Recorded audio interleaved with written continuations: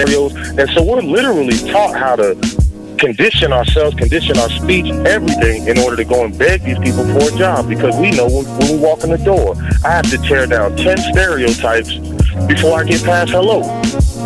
So we need to eliminate that. You know, and we need to eliminate that, and the way that we do that is employing ourselves and employing our brothers and sisters. And so that's our mission, is group economics, uplift ourselves, because I can't empower anyone until I empower myself, and change from just being willing, because it's in my heart and my passion to see my people succeed and see us do better and change the social order, because I know that we are not supposed to be on bottom. I understand who I was. I know I didn't fall out of the sky and land on a plantation. So when you have knowledge of self and you know who you are and what you come from, it's frustrating more than anything to see us in this position.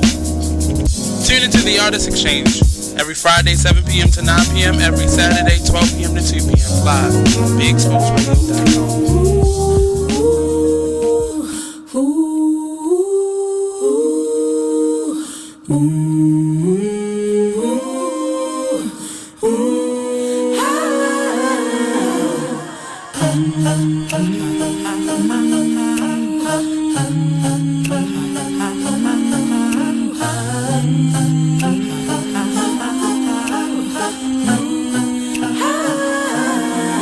You're like an internal bleeder. Can't see your pain, but it can silently kill ya. So deeply wounded, but don't say a thing. Too afraid of what the people may say or think. So you just sit there and you suffer in silence. Your pride won't let you just uncover your secret. Don't wanna look weak in your image, it ain't worth losing. So you just act as if it's nothing happening. God sees you, and God hears you. Yes, God loves you. You're like an internal bleeder. Can't see your pain, but it can silently kill ya. Suicidal, depressed, but you won't say a thing. Too afraid of what the people may say or think. You feel alone even though the people surround you. Popping pills every night even though you know they can't solve it. The emotional pain, it just seems. You use Tearless baby shampoo because it's gentle on your baby's eyes. You make sure his toys don't have any sharp edges. You always test the bathwater to make sure it's not too hot. You taught her what to do when the smoke alarm goes off. You make sure she wears a helmet when she rides her bicycle. You put on his sunscreen, even when he's embarrassed his friends will see. You do so much to keep your child safe. But are you using the right car seat for your child? Is your child facing the right way in the car seat? Is the seat too big or too small?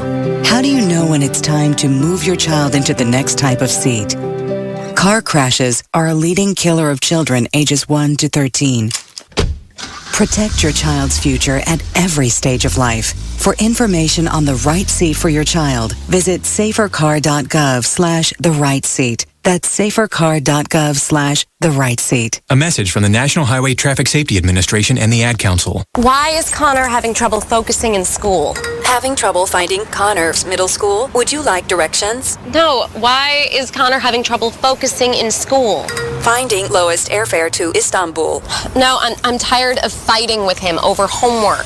Home, walk, restaurant. Need a review? No, I need help. He's very smart, but his mind wanders. He's disorganized. I think I understand. Oh, good. Finding best potatoes for French fries. No! Russet, fingerling, Yukon Gold. Why don't you understand me? Sorry, I was trying to show how Connor feels every day. Frustrating, isn't it? Redirecting to understood.org. For the 1 in 5 kids with learning and attention issues, this is what life can feel like. Explore understood.org, a free online resource about learning and attention issues, designed to help your child thrive in school and in life. Understood.org, because understanding is everything. Brought to you by understood.org and the Ad Council. Artist Exchange Radio Show every Friday, 7 p.m. to 9 p.m., every Saturday, 12 p.m. to 2 p.m. Real artists, real talk, real live on BeExposedRadio.com. I was meeting with a friend yesterday, and I've gotten to the point where don't ask me a question because the truth is going to come out. And exactly. Just don't do it. If you ain't looking for the truth, don't come to me. Don't do it because I can't hold my tongue. And she wants to be this stylist.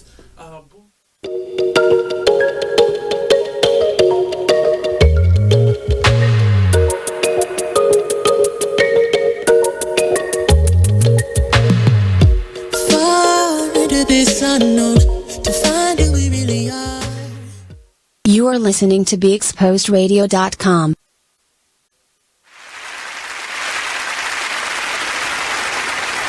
Thank y'all for joining us for another week. This is It Is What It Is Radio. Y'all know how I gotta start the show off. Please give my brother Jamel Raymond Bishop a moment of silence. This is King Porter Forever Friday. Moment of silence, please. Thank you very much. I had the pleasure of having Mr. Jordan Latham in the building with me today. What's going on? Nothing, man. Chilling, man. I'm glad to be here, you know. We supposed to link up for a minute now. A minute. It's been a minute. It's good that we going now, so it's all good. Yeah, man. Let the people know. Give the people a little bit of your background, man. Where you went to high school, your accomplishments in high school, and so forth. All right, so I'm from Baltimore, Maryland. From West Baltimore to be exact. I grew up playing like anybody else, being BL, AAU and everything like that. Growing up, I played in Johnny Howard, I played in Mount Royal, I done played in Madison, I done played East Baltimore, West Baltimore, I done played almost everywhere. Right. Then going to high school, I went to City.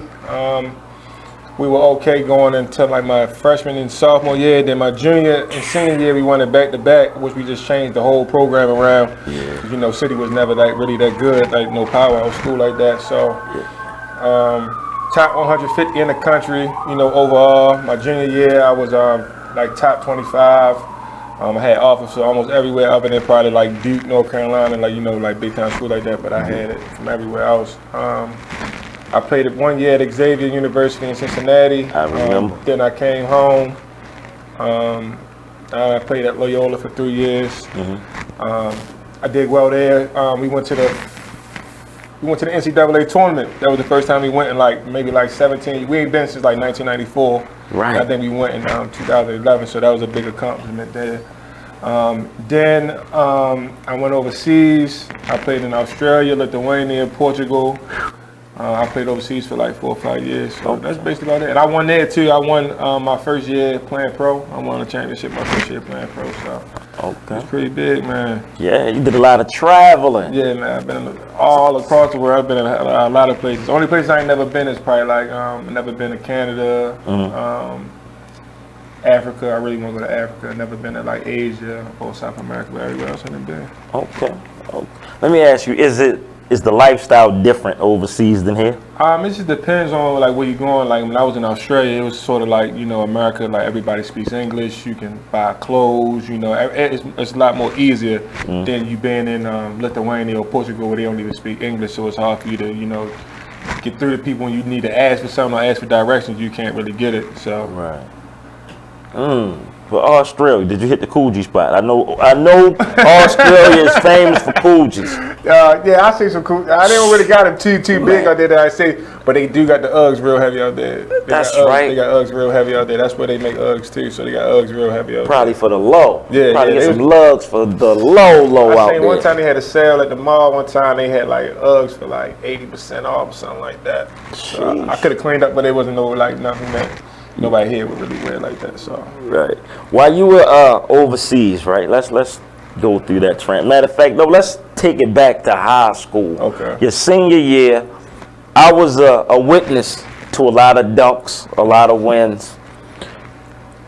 Leading up to the ending of your high school career, were you nervous, like on where like the next step of your career? Or did you kind of have it planned out? I mean, I kind of had it planned out. You know, like everybody dream when you hooping, like you tell yourself like, I'm gonna go to college, I'm gonna do good in college, then I'm gonna go to the league. You feel me? So that was my plan, like anybody else's plan. But I was never really nervous. I always knew that I was gonna be okay at ball. I knew ball was gonna take me somewhere, so I never was really like nervous or never really worried about what was next for me because I knew something was always gonna be good for me in the long run.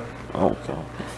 And you played with Xavier for 1 year. Yeah, 1 year. I kind of followed, like, there's a few people from Baltimore, Maryland that goes to Xavier and wind up staying for 1 year.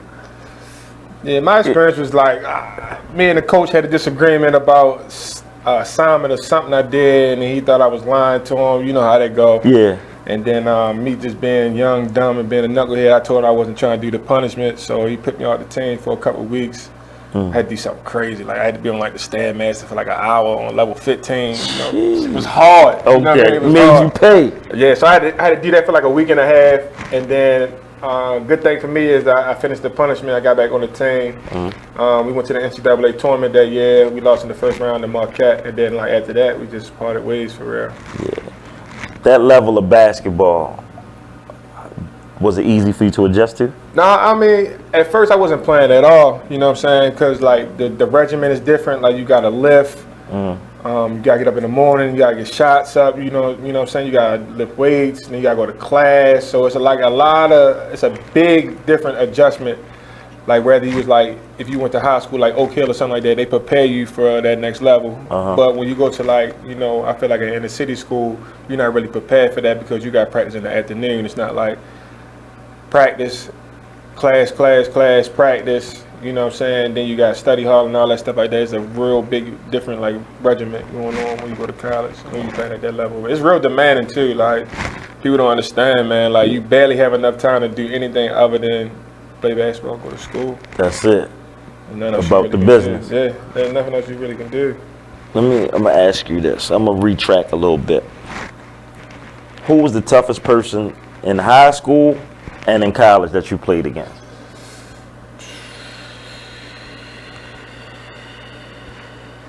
I know Josh Shelby gave y'all like 30 something, but yeah, Josh Shelby. I'm gonna have to give it to Josh, either Josh or Will. That's really about it in high school that I can think of off the top of my head right now. College, let me see who we played in college.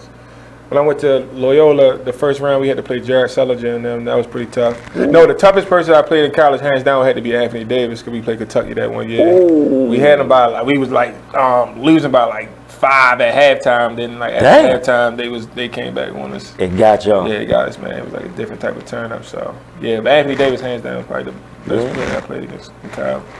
That's what's up. So you got an extensive resume. Yeah, man. I tried, man. Sheesh, big AD.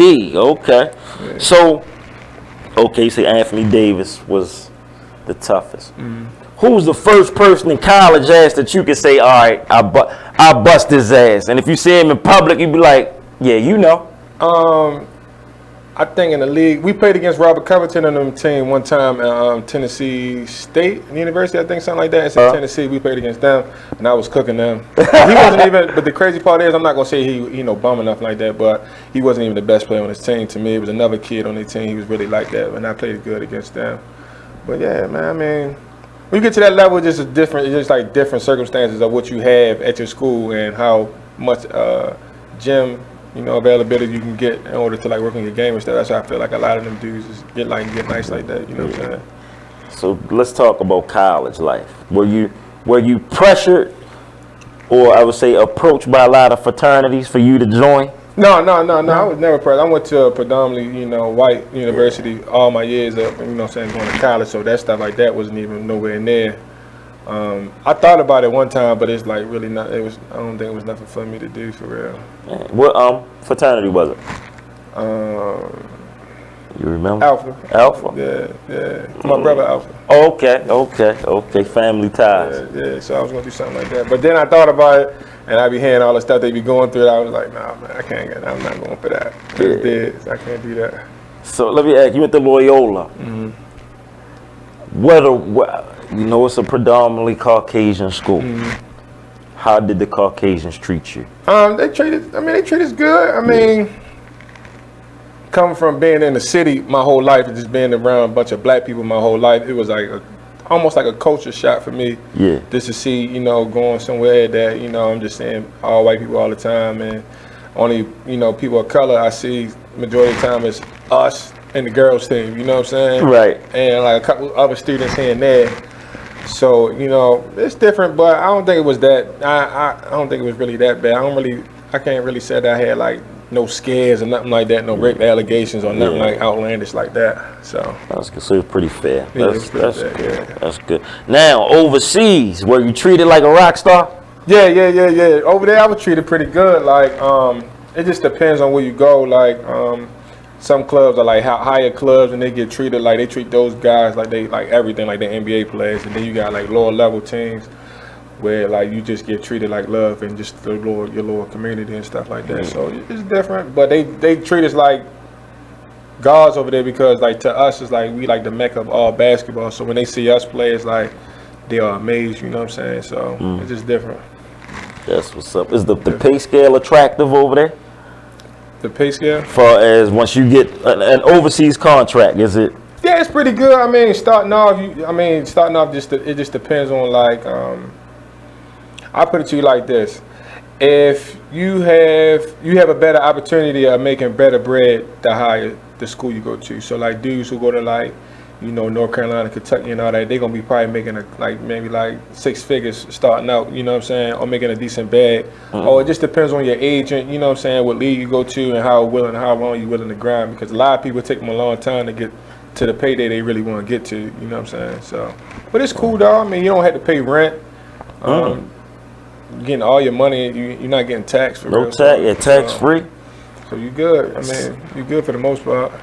That's what's up. So, I mean, in that overseas in the league, like we got LeBron over here. Do they have like a special being or a certain few players that they hold in like high regard, or it's pretty equal all around? So when I was in Australia, no, matter of fact, I played against this dude. His name was Nuno Massal. He played in Portugal. He was like, at the time, he was like 39. He was like the leading scorer of the league in Portugal, the first league. And like, that league over there, he had Daquan Cook was in there, who played for the Bulls and the Thunder. Yeah. He was there. And it was like a pretty big time league, but he was like 38, 39 years old. He was averaging like 22 or something like that. It was like crazy, getting 40 balls on people. No, I think he actually averaged like anywhere like between like 25 and 27. He was getting buckets like that. Yeah. He by far like the best European I ever seen play. You know what I'm saying? Like seen play with my own 2 eyes. Like he's like the best European I've seen play.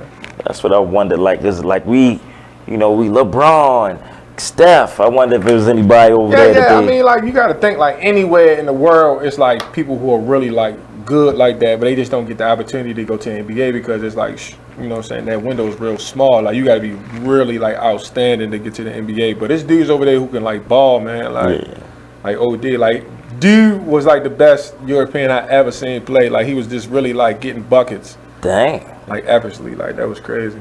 Say effortlessly. That's what's up, man. So you did retire. What you doing now? So now I'm just getting into, you know, second stage of my life is what I call it. Like basically like getting into that adult stage. You know, I work with people with disabilities now. You know, I do one-on-one services with them. Coaching middle school basketball right now, AAU. I coach with Team Thrill, 2024 team. I'm about to start coaching at high school next year, hopefully. Okay. So you giving back for real? Yeah, man. I'm trying to, man, because I know a lot of people did a lot for me when I was growing up. You know, dedicated their time for me and really steered me in the right direction and made me want to play this game that got me so far. So it's no choice for me just to give back to my community. You feel what I'm saying? That's a good thing. And what was your major in college? Sociology. Sociology. Yeah. Dealing with people. Dealing with people. Circle. Yeah, gotta deal with people, man. Full circle, man. That's good. And I'm proud that you still striving and doing great things. Okay. And you got the coaching. You do one-on-one services too, right? Could you see yourself like as a personal trainer or something further down the line? Further down the line, I can see myself doing that. But like right now, you know, in order to do that now, I feel like you just got to have like a gym, and then you got to get your name out there. You got to make sure that you know, whatever product you're putting out there as far as like working these kids out and stuff, you gotta make it seem like it's good so other kids can come through. And you be that person like, yeah, I want to get trained by Jordan, you know what I'm saying, or anything like that. But there's a couple dudes out there that I play basketball with. They doing it real big right now. Okay. You know what I'm saying? My man Davon Usher, he doing it real big at digital right now. You know what I'm saying? They about to have the Brunson down there. You know the Brunson, like the big guy? Yeah, they about to have the Brunson down there on Sunday. Okay. He opened up a whole lot of doors. I mean, I don't know. I think it's a new culture coming through for basketball right now that a lot of people ain't gonna see till it get like real big, but it's coming down. So let me ask you: Would you bring the sneakers off the rafters to play in one of these summer leagues? Yeah. I'm definitely playing. I'm playing in the you playing? Okay. Sure. I mean, I know you said you retired. No. I mean, I retired from like being like a professional. Right. You know what I'm saying? But like, no, I'm a hooper as long as I can hoop. As long as my knees can stand. You feel what I'm saying? I love ball. When did that start? When did the Brunson start? Oh, the Brunson start this weekend. This weekend, Sunday? Yeah, Sunday. Yeah. We might got to go down there after Funk game. Funk got a game Sunday. We play the Baltimore Terps, 2 o'clock over Reginald F. Lewis. Yeah. After that, we got to shoot the digital. Yeah. You got to shoot down there because we play at 4, and then it's gonna be like every game after that is probably gonna be pretty lit. So okay. So they got games from like 11 to like 8 o'clock. You know what I'm saying? How your team look? We look pretty good. We look pretty stacked. Who you got? I don't know. I can say. Well, we got Stanton Kidd. They used to go to the walking bucket. Yeah, that's what I call him. Used to go to Emerson. Isaiah Onwood, who used to go to Onslow Christian. We got my man Rod. They used to go up Dunbar. Rod Harrison? Oh, I forgot Rod last name. Okay. I forgot Rod. KP. They used to go up. The dude KP. They used to go up Emerson. Sean Fall, he went up Dunbar. Who else we got? My man Naughty Bowles on our team. Okay. My man Fresh, they used to go up. My man Fresh, they went up Forest Park. We got a couple hitters. Y'all got some hitters. We straight, yo. We gonna be all right. We gonna be all right. All right. So I'm looking forward to checking y'all out. Should be all right, man. Should be all right. The league should be all right this year. I'm not gonna lie.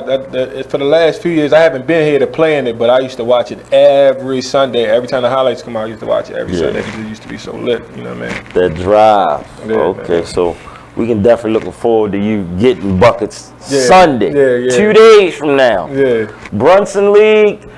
Digital Hall. You say game start what time? My game started at 4. His game showtime is at 4. Y'all get there early. You won't be disappointed. So let me ask you, like as far as you coaching, have you coached that kid that reminds you of you yet? Yeah, I coach a kid right now who reminds me so much of myself.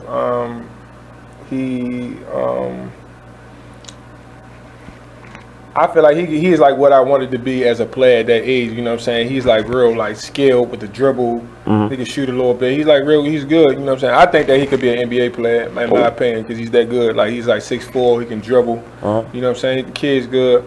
But he really reminds me a lot of myself. You know, just like basically just trying to figure out do he really want it or not. You know what I'm saying? And once he get there, I feel like ain't nobody can stop him like that.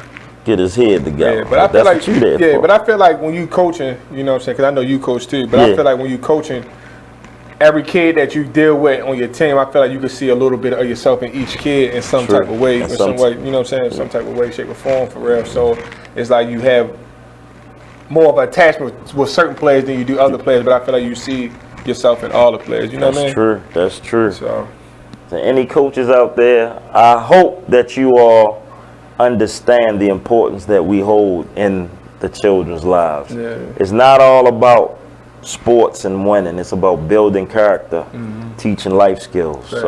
If you're not doing that, you're in the wrong business. We do it for free, so it's not no money. So don't get into it if you think you're going to get some money. Yeah, that's facts. So hopefully, you know, we got a bunch of good people that's doing great by servicing people.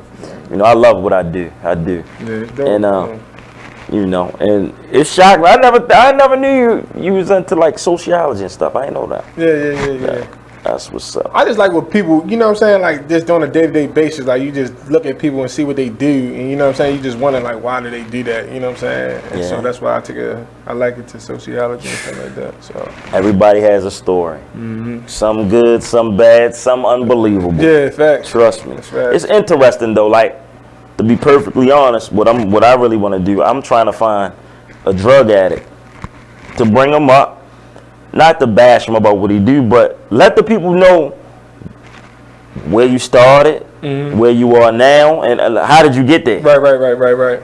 A lot of people need to know, because it's a lot of people doing experiments with these drugs, not knowing how dangerous they are, especially these pills. Man, so man, it's to me, man, it's just sad, man, because these, I mean, I remember when growing up, and probably just like you, you know what I'm saying, I'm a little bit younger than you, but like to be a drug addict was like looked down upon, you know what I'm saying? Yeah. It was like weird to do, but like now I feel like people just embrace it, like, yeah, I pop pills. Like it's you know what I'm slick. saying? Like, Right. like it's the thing to do, you know what I'm saying? Yeah. I never knew it was the thing to do to be a dope head, you know what I'm saying? To be a, you know what I'm saying, to be a junkie, like that was cool, like you nodding off and you just look bad, you know what I'm saying? And like times is changing. Yeah, man, it's different, and I don't get it, but you know, to each his own, you feel me? To each his own. We're not bashing you. You no, do what you do. No, I'm not bashing at all. That's just what we don't do. Yeah, but yeah, that's why I say to each his own. However you feel is how you feel. However you rock is how you rock. For real, I ain't gonna knock you for real, but I just can't get around it. You know what I mean? yeah, so that's why I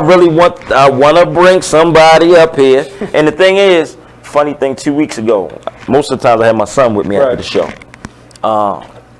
We were on our way. No, I had my daughters with me this time because it was her birthday. I had my daughters. We stopped at the 7-Eleven, and people out there asked for change. So it was this lady. I said, "It's my daughter's birthday. Just sing a happy birthday." Come to find out she could sing.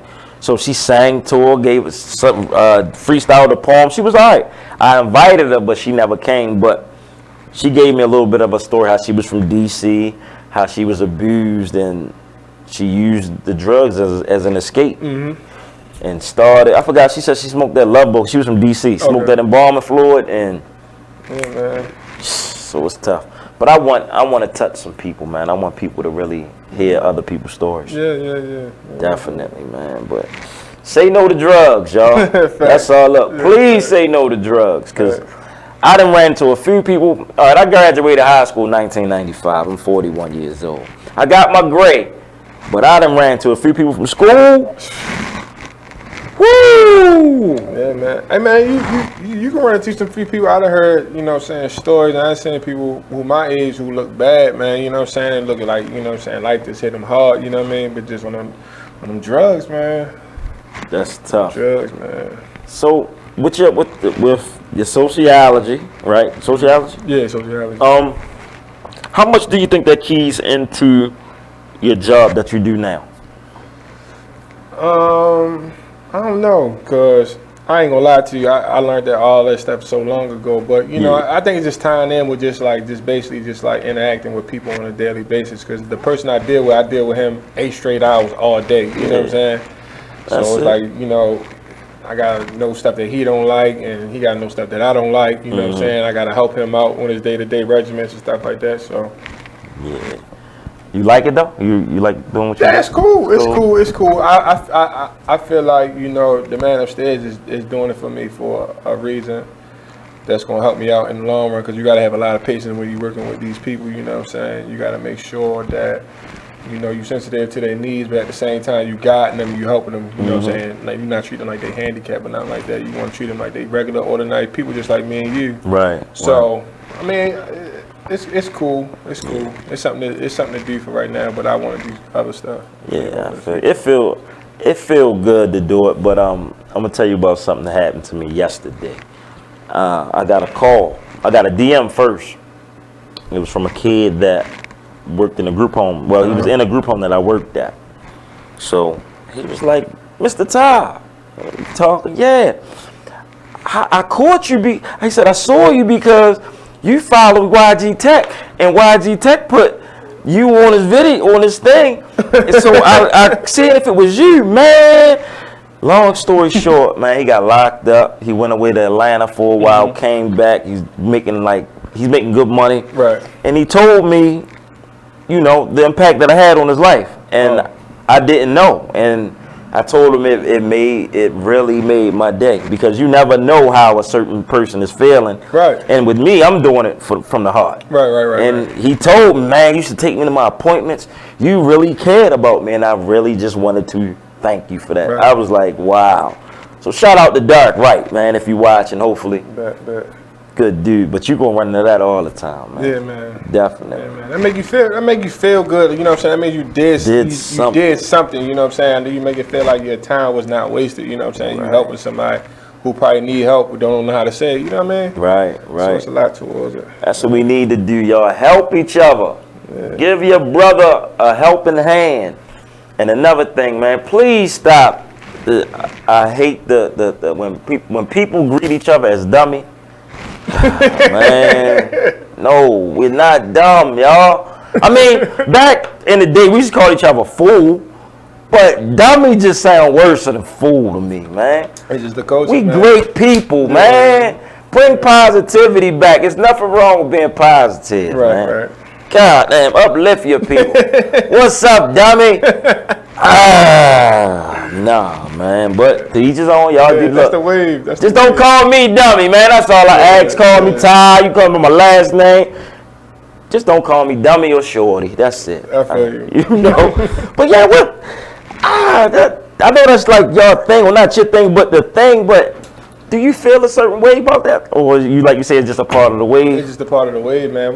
I heard people saying that back in the day when we was growing up. You know what I'm saying? So it's just the wave, man. The lingo. It's the wave. Well, I don't know, man. To each his own. Again, I'm old school, though. I'm old school. I tried to adapt to it, but like my daughters might joke around and say it because they know it make me mad, but nah, man. I try to uplift people, man. That's what I do. But we got to get ready to go to a break. Please don't go nowhere. This is It Is What It Is Radio. Stay tuned. Make sure y'all like and share the show.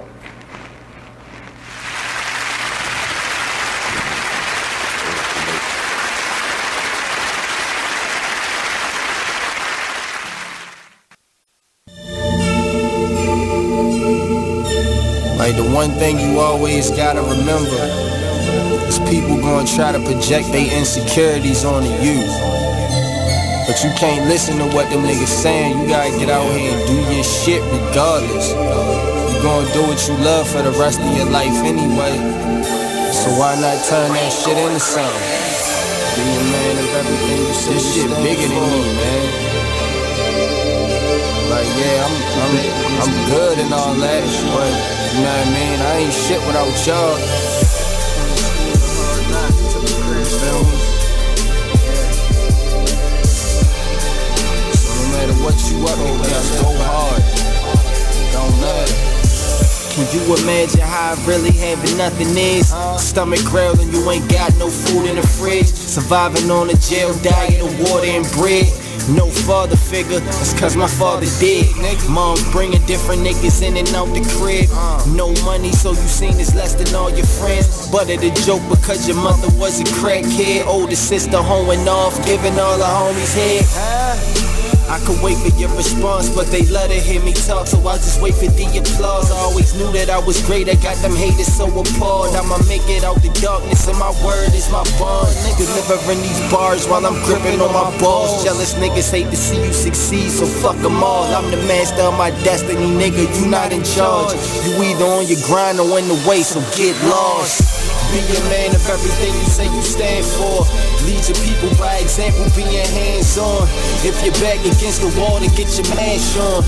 Fix your vision on the future like it's fast forward. The world is yours in due time, ain't gotta ask for it. I'm from the school of hard knocks, I took a crash course. Shit be stressful, my nigga, that's why I'm getting high.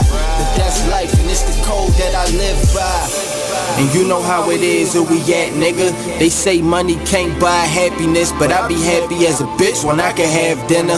Learn from your losses or you end up like the last nigga. I fall off, I bounce back, I really come from the dirt. But if you wanna make it happen, gotta put in the work. The word will kick you when you down, and I know that you hurt.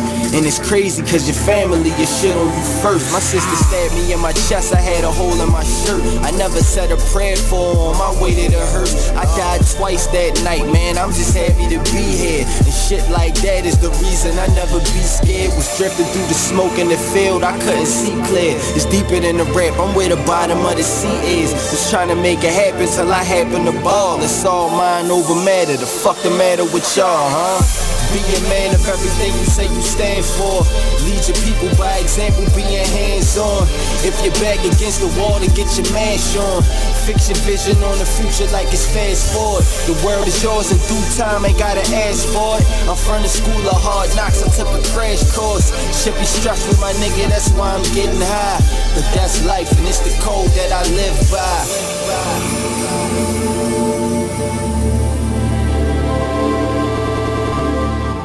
Are you thinking about getting your GED diploma? Well, here at the GED Pep Talk Center, we've got a number of pep talks that can motivate you.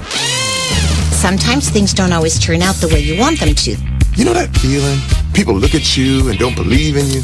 You want some gentle encouragement.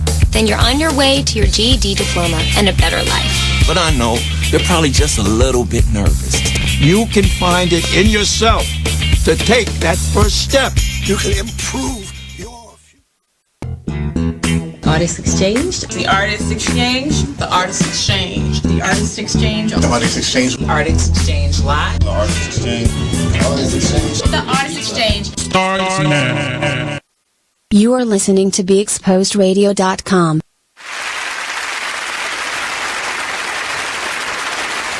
Joined by Mr. George Latham, global ambassador, or can I call him a globe trotter for real? Where you play it again? One more time. I done played in Portugal, Lithuania, and Australia. I done played a couple countries in Germany too when I was in college. We went like a little college tour when I was in college, so we went to a couple spots. So. I've seen the world, man. Yes. I ain't seen the world. His passport got stamps on it. Facts, for real. Facts. No kids? Zero. Don't have any? Yeah, I'm gonna have some probably like 32, 34, something like that. How old are you now? 28. 28. Oh, all right. I got a little bit of time, man. Okay. That's, you know, like, I want to have kids and stuff like that, but that's just not in my thought process right now, you know what I'm saying? I'm trying to get me together. I want to be able to move how I want to move. I feel like when you got kids, you can't really, you know, move how you want to move. You got to find a babysitter. You got to do a whole bunch of stuff, so I ain't really got time for that right now. It slows you down, yeah, definitely. I'm not trying to slow down. Don't be in a rush. Mom Dukes, your grandbaby coming. Just chill. Yeah. She's not worried about that neither. Right, she right with you. Get that money. She's not worried about it either, so. Shouts out to Mom Dukes, though, man. Shout out to Mr. Kevin Press tuning in. That was my man back in, we still my man, but in Calverton Middle School, that was my mentor, Mr. Kevin Press. We had a lot of deep talks in that office, a lot of laughs, too. Real one, man. He's definitely a real one. That's my guy right there. Man. That's my guy, for real. Shout out to Keon, too. Keon couldn't make it. He on the clock right now, right? Yeah. He refs basketball games and stuff like that. So you gotta get both of us up here next time. Yeah, I got you. You gotta get both of us up here next That boy got rabbit in his blood. Facts. That boy got rabbit. You got the ratchet now too. You got the big ratchet now with the jump shot like that.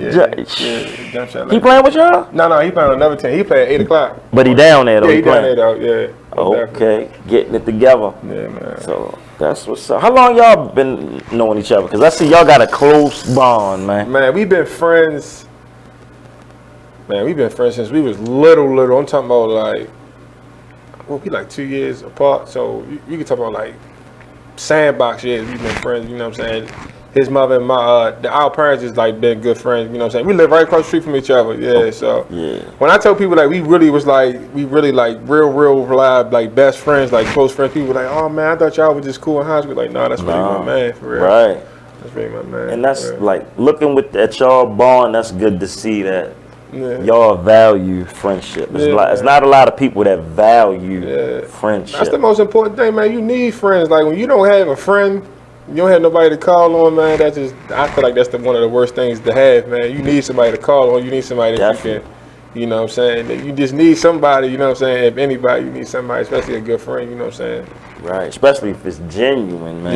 Yeah, gotta be go down it, man. Yeah, I like to see how I live through y'all on social media. I check on y'all every so often. I say that.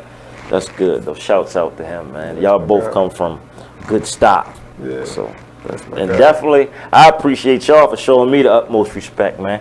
Yeah, for sure, man. For sure, man. We used to have a ball down city. Yeah. We did the hallway time, like, all right, y'all. I'll holler at you for a little bit. Y'all gotta get to class though. You know. Yeah, man. Yeah, most definitely. Shouts out to your class back then, man. Yeah. What's the girl name? The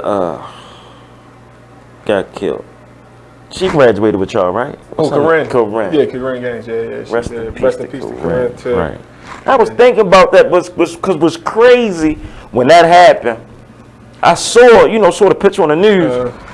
I'm like, I know him from somewhere, but then it just clicked back to City High School, and I was like, whoa. Tragic, man. That's tragic, man. It's tragic. Yeah. Man. That whole little wave that's going on right now and around the country, man, is wicked, man. Yeah.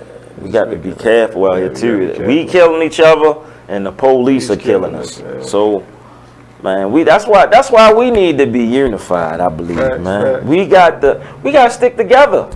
I feel like for us, if we don't see it from no other way, like Nipsey Hussle being killed, man, it was like probably the thing. If anything, if I could say anything to help us get forward, man, would have to be that, man. You know what I'm saying? A dude who upstanding, you ain't never heard nothing about him being no type of way other than him being himself. That's it. You know what I'm saying? And get his life taken. When he died, I kind of felt like I do yo personally for some reason. It's like you lost it. I'm telling you, like, to me, was like, him down was like you lost like a best friend. Like you lost a close friend or a cousin or somebody who was like an upstanding guy, you know what I'm saying? He got his own past like everybody else, but he was doing it for his community. You feel what I'm saying? And I was like, why am I feeling like this for somebody I don't know? Yeah. But he definitely touched a lot of lives, man. So y'all, man, please be careful. Watch out for these police on these police stops. Please adhere to whatever they tell you to do. And if you're not feeling safe, please try to get them to call a supervisor, because it's a video floating around. Did you see the video of the guy that they stopped? And the police kept trying to get him to put his car in park.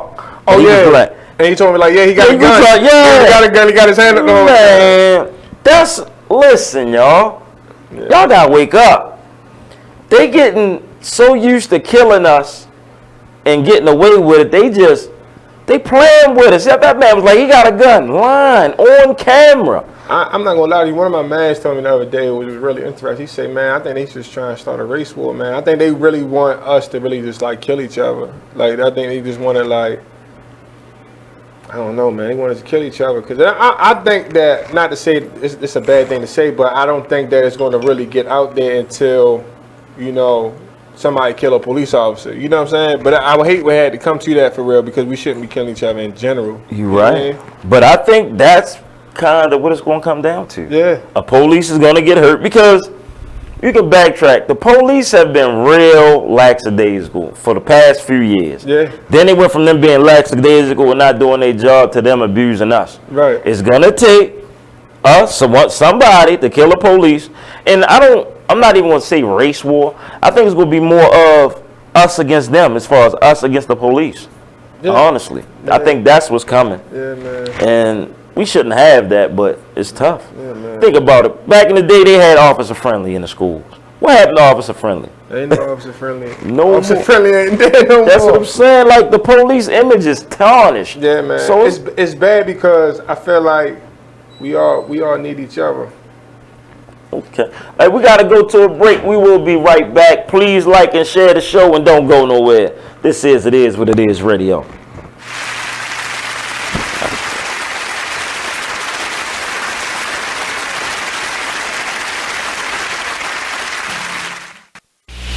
Join the Just a Bit Outside crew every Monday, 8 to 10 p.m. on BeExposedRadio.com. You want to start off?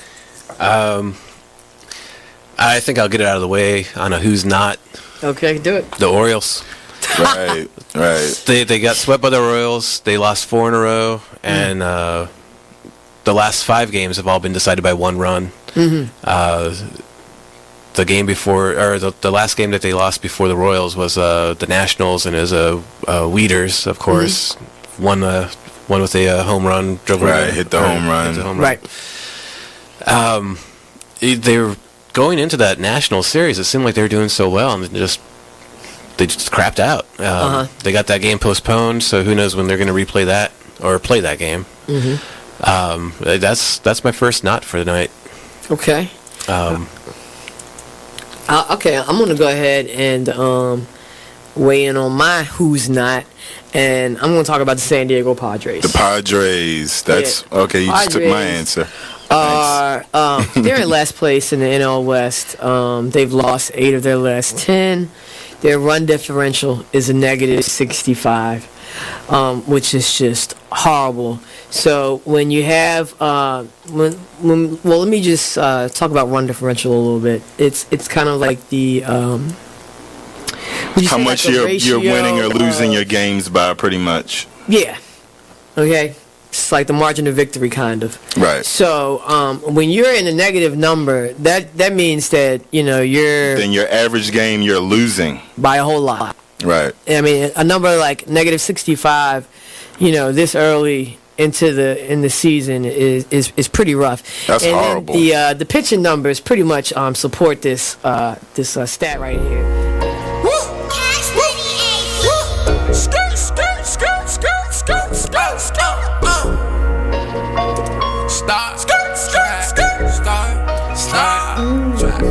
I'll be up in the way. I'll be up in the way. I'll be up in the way.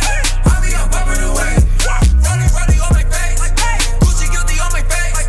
I'll be up in the way. I'll be up in the way. I'll be up in the way. I'll be up in the way. I'll be up in the way. I'll be up in the way. I'll be up in the way. I'll be up in the way. I'll be up in the way. I'll be up in the way. Bedroom phone ring, girl in t-shirt. You are listening to BeExposedRadio.com. Back. We are back. So, we're here with Mr. Jordan Latham. Like I say, Globetrotter. So, how long have you been back here, working and stuff? I've been back home since August of last year. Okay. Like August of last year. So, yeah, man, just been chilling. Trying to just figure out the next steps to what, what I'm saying? Trying to figure out what I'm going to do next, you know what I mean? Right. So. Do you write your plans down, or they just in your head? You know what? I got a lot of my plans in my head, but what I've been working on lately is speaking stuff into existence. You know what I'm saying? When I told myself when I was in Australia, I told myself when I come home to do such and such, and I'm gonna do it this way, and I've been doing it that way, and it's been working out so much for me right now. So I'm just gonna keep doing it. You know what I'm saying? Yeah. Manifestation is real, and what's scary, well, with me, it's like I went through a time where I was like, I'm gonna get this, that, and I really thought on it. Mm-hmm. First, it started out with money. I was joking. I'm like, man, it's Friday, it's Monday. I say by Friday, I'm gonna make about 2,000, all legal. Mm-hmm. Made like 2,800, and it was like from there. It was like once you energy is real. Yeah, facts. Once you channel your energy into something positive or something that you want, it's up to you to get it, and I'm understanding that. I'm understanding that. You speak anything to existence, man. It's bound to happen, man. You speak negativity to existence, negativity gonna happen. You speak positivity into existence, it's gonna happen. It's gonna happen. And also, whatever your plans are in life, you need to have someone that's doing the same thing or has the same frame of mind as you. It's real. You can't hang around 4 dudes and all of them negative or staying home from work and you the only one going to work coming home.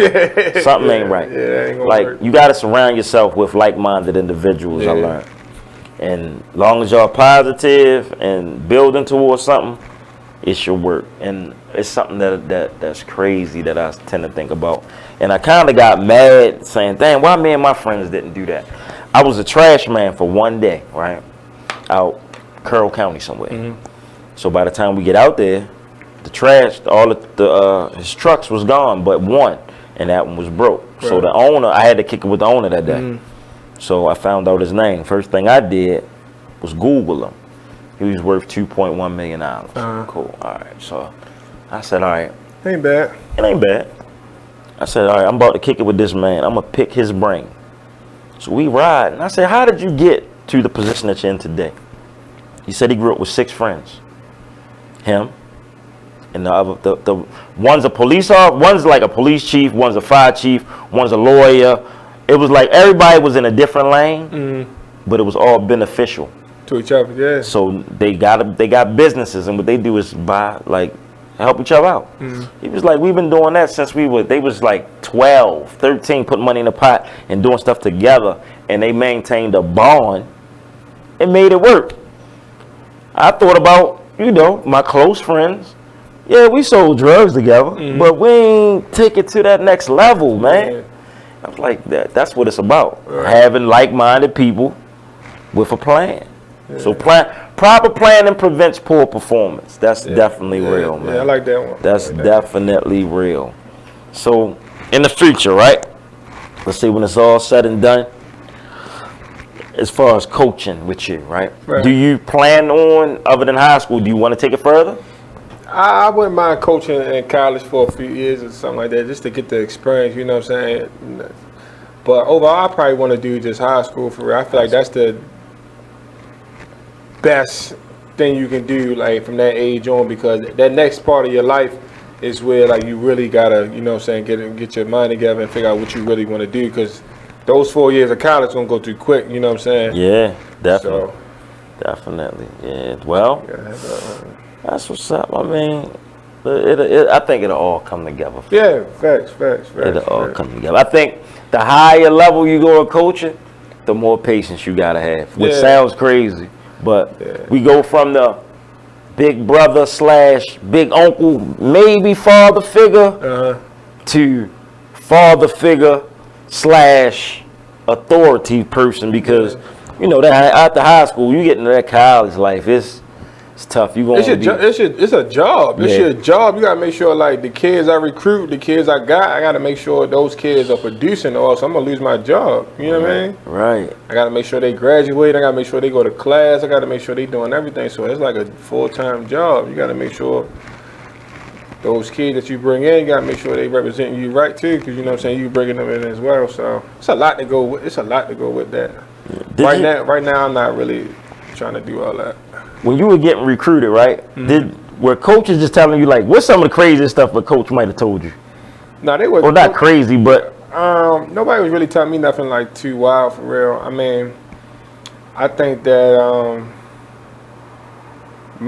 well, I'm not gonna say it was a mistake because everything happened for a reason, but I think that the thing I should have did better was, instead of looking at the name of the school, I should have looked at the opportunity to automatically just play straight out. You know straight what I'm out, right? What was gonna be more beneficial to me as a player than just the name. You know what I mean? Yeah. So took a little more patience. Yeah. But everything happens for a reason. You know what I'm saying? I feel like everything is already written out for you. You know what I'm saying? You just gotta figure out how to go about doing it. You know what I mean? Did you go on any visits to any school? Yeah, I went to Xavier. I went to Penn State.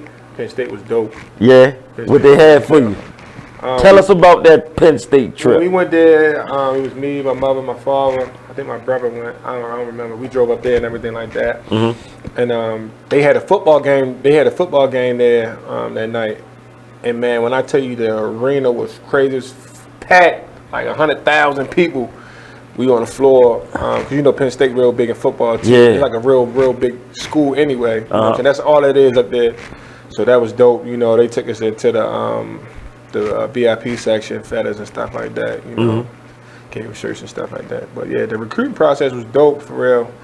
My thing to tell kids is that, go somewhere where they really care about you and really going to allow you to play your game. You know what I'm saying? Not alter your game, not do anything to change the game. Unless it's going to be for the betterment of you. Right. But don't, you know what I'm saying, go somewhere where they really going to, you know what I'm saying, love you for real. Like, basically, like, care for you, not just, you don't do well this year, or you out of here, and we're gonna get another kid behind you to replace you. You know what I'm saying? Because at the end of the day, it is a business, but you want to make sure that everybody treating you fairly. You know what I mean? Let me ask you: do you think that these coaches care? For instance, like, all right, when you left Xavier, did your coach call and check up on you? No. Because at the end of the day, it's a job. I look at it now like today. At the end of the day, it's a job. You know what I'm saying? Yeah. But no, man. I mean, coaches is like anybody you'll deal with on a daily basis. You got some people who are really loving and caring. You got some people who are arrogant. You got some people who are assholes. You know what I'm saying? You got some people who you don't know. You just don't know. You just don't know about them. You know what I'm saying? They shaky. So it's just like anything else. Yeah. But yeah, but my coaches in college, I talk to a lot of them all the time. I got mad love for them. So that's what's up. Now let me ask. It's something I always wanted to know. All right, like when you was with Loyola, who was y'all sponsored by? Under Armour. Under Armour. So could you get like unlimited Under Armour gear? How that work, Not man? really. I mean, don't get me wrong. We had a lot of stuff. We got a lot of stuff. Under Armour really did support us for real, like real big, because we was like one of the few Under Armour programs in the country at Back that time. then, you know right? What I'm saying? Now everybody got Under Armour now. You know what I'm saying? Under Armour was like real, like I like to say Under Armour right underneath Nike to me. Yeah, I think so too. Quick too. Yeah, real quick. Real quick. But we had a lot of stuff. I mean, whenever we needed shoes and stuff, we can get shoes. For free? Yeah, we can get shoes. Yeah.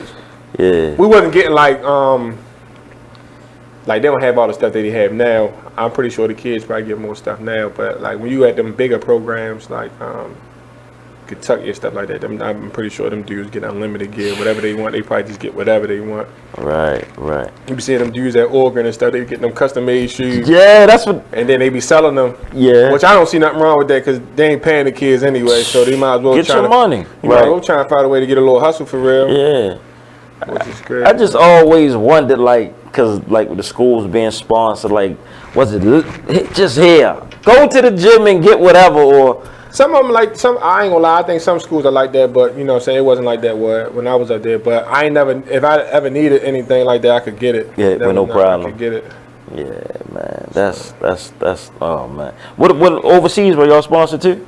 No, we wasn't sponsored. Whatever we got. I mean, when I was in Portugal, we had like a little sponsorship with like a athletic brand out there, but we ain't really get a lot of stuff like that. No. Yeah. Okay, that's what's up, man. That's just something that I just wondered. Like I used to ask, my little brother played for Lancaster Bible College, and they were sponsored by Nike, but he was like, bro, tell you it ain't like that. I get some stuff, but it ain't. Yeah, you don't get a lot of stuff like that. Yeah, it ain't like that. You get a decent amount of stuff though. I feel like the more you win, the more stuff you get. You know what I'm saying? You get paid for what you do. You feel me? Yeah. What's your thoughts on college athletes getting? You think they should get paid? Hell yeah. I think so. Ain't no doubt, man. I mean, I tell you, me personally, from experience, right? You go to a school, you making all these money for these, you know what I'm saying, for this university, and at the end of the day, when the cafeteria closed, you can't eat at night. You know what I'm saying? You're not gonna be able to eat till the next day. Yeah. You know what I'm saying? Some people don't have no money to eat. You don't even have enough money to go out buy toiletries and stuff like that. So, you know, if a kid feel like, well, I got these custom made shoes and I'm gonna sell them for $300-400 and I got it for free, I might as well go ahead and sell it. Ain't nothing wrong with that. That's the only way they to get it. At the end of the day, they making the money off my name anyway and me producing anyway, so why not get it? Yeah. You know what I'm saying? I think they should pay them kids. It's just the fact of the matter, like how they had to pay them. They need to do something. You gotta pay them kids, man. They making too much money for these universities in order to, you know what I'm saying, not give them kids something. You know what I'm saying? Not give them something. I mean, you got these kids jerseys selling, and they.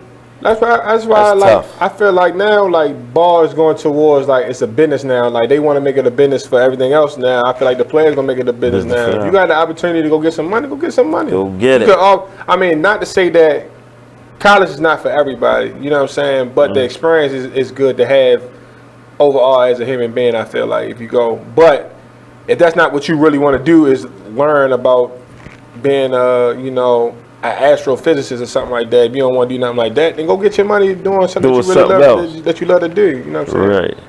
So that's, man. Yeah, they definitely should pay them. That's tough though. Like I get to thinking about like the star players in the big schools, and it's like they're drawing all this money to the Dukes, the North Carolinas. They getting free shoes and sweatsuits. Basically. Crazy. And that's why when some of them kids be taking that money, I don't blame them. Some of them don't come from nothing. Yeah. You get a kid, you know what I'm saying, you give a kid $50,000 and then of course he gonna take it. He don't have nothing. You gotta give his mother some money.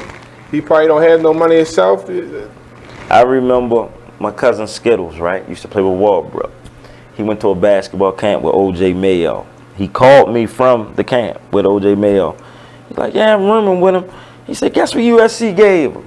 I said, what? $70,000 in a Bentley.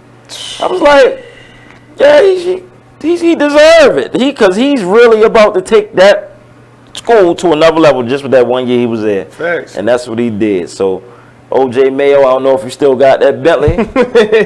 Way to get him, son. Way to get him. Man. That's tough. Get the bread, man. Get the bread. Money, man. Hey, give me a crazy college experience. Yeah, I know you got plenty. Fun time you might have had. Fun time. I think the best time I probably had was when we won the MAC championship when I was at Loyola to go to the NCAA tournament, because before I came there, like, they were okay. They were an okay school, you know what I'm saying? They had an okay record, but they didn't go far. And then from me going there, and then my man R.J. Williams, they went up St. Francis. He went there too. We all went there together. I remember that. And we just changed, like, I feel like we just changed the whole culture of the program. And to win that championship, to go to the NCAA tournament, man, that was probably the best experience I had, for real. Man, y'all. I don't think nobody thought we was going. We had a good team that year. I'm not gonna lie, we had a real good team, but you know, like, just to get there, like, if you lose, then you done for the year. You don't get an automatic bid like that. So I think that was the best time I had, though. Yeah, y'all was feisty, man. I used to catch some of y'all joints. Y'all was real feisty. And R.J. Williams definitely was a ball. That man, I like it. I like his defense. Yeah, that's my guy. I like his defense, man. Shouts out to that Loyola team, man. Shout out to Keith Booth, who left Loyola and is now back at Dunbar. Yeah, that was big, man. That's a lot of big things happening in the city, man. I'm telling you, man, it's a new wave coming through for basketball in Baltimore. I'm telling you, it's coming. I can feel it. Yeah, I hope the doors open, basketball and everything else, because it seemed like we just overshadowed as a city. It's like we known for the wire. Yeah, everywhere I go, if it's out of town, they find me from Baltimore. I feel like it's our turn. I feel like for Baltimore, it's our turn and everything. I feel like it's going to come around for us. I hope so. Thing is, when it comes, can we keep it? Because we get that little fire, that little spark, then it just die down. So I guess that's when the support come in, y'all. So make sure y'all supporting people that's doing positive things, man. And let's get Baltimore on the map. And shout out to Anita Foster, who put me in my first movie. That movie is, the premiere is coming out very soon. Shouts out to her. Hood Dreams is the movie. I will get back with you all with the actual date of the premiere. I know it's a 2-day premiere, so I'll let you guys know. We got to go to another break. Make sure y'all don't go nowhere. I see y'all not sharing the show. Share the show, man. Like and share the show, please, and we will be right back.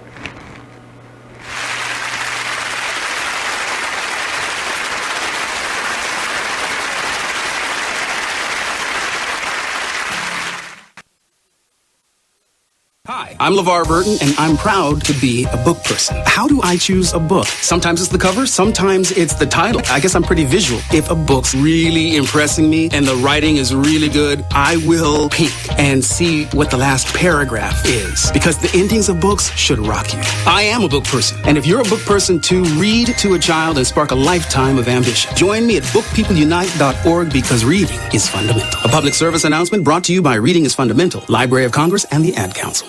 Green light. Hey girl, school zone.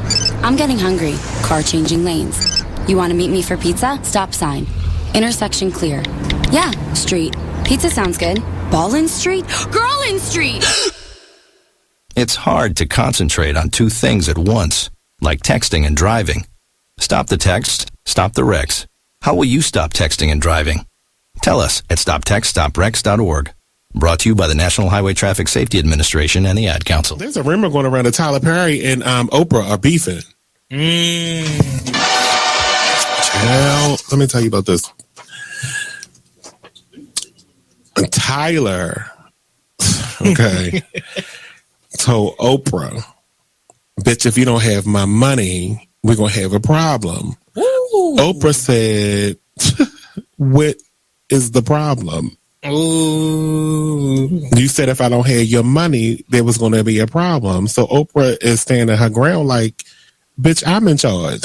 Yeah, you know, you may have a $250 million studio over there that you film all your shows and movies and stuff on, but I have the empire. That's what Oprah said. Oh, these are her exact words. Allegedly. I made this up. But Allegedly. I made it all up.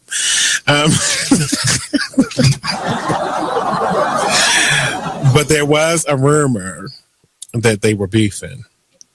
But Tyler confirmed that they don't have any issues. So it says it was recently reported on the rumors that was swirling that the twosome were on the outs over constructive criticism over Perry's show. Well, I got some constructive criticism, and we can be on the outs, Tyler, and I don't give a damn because I'm going to make a promo out of this anyway and share it to your page. I need the scenes on Have and Have Nots to be like 5% shorter, each one. I want you to watch an episode of The Young and the Restless, because this is supposed to be a soap opera. No one's dialogue on The Young and the Restless is like this. You don't have to talk about the random plant in the corner for 25 minutes on one damn scene. They talk about random plants.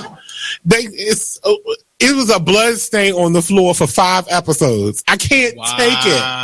We need to kick this up. I'm sorry. I love the Have and the Have Nots, and I continue to watch. You are listening to BeExposedRadio.com. We are back. If y'all would like to call up here and talk to us, call us at 410-702-5657. You can ask us anything you want under the sun, and we will answer the question. Anybody know what the 4-digit number was? I got a feeling I hit it tonight. I do. So, back to our special guest, Mr. Jordan. Let me see, man. So much on my mind that I got for you. I know what we left off at, but no kids, sociology. What do I want to say? As of now, right? You said the game is Sunday. Mm-hmm. How many teams in the league? I think it's 18. That's supposed to be thick. Yeah, it's gonna be alright. Game's gonna be on Sundays? Yeah, from 11 to 8. 11 to 8 every Sunday. Yeah, 11 to 8. Is it a cover charge? I don't know. You don't know? I don't know. Okay. Try and get this info to y'all. Y'all said Digital Harbor starts this week on a Sunday. There's gonna be some good basketball there. I'm not gonna lie. It's gonna probably be the best basketball probably in the state, for real. I ain't gonna lie to you. Yeah, because I know you got your fair share of stars that's probably gonna come through. Yeah. People coming through. It's gonna be good. I think it's gonna be once the NBA players can start playing in it, like probably like after July, something like that. That's when it's gonna really start getting like that. Have you ever hooped against any NBA players? You talking about like in general? Yeah, in general. Yeah, I done hoop. I told you like earlier, I hooped against Anthony Davis. That year that we would have played against their whole team, they had Michael Kidd-Gilchrist and all them on there. Oh yeah. I'm trying to think. I just can't think right now. But I done played against a couple NBA players growing up and doing everything, like going to them top 100 camps and stuff like that.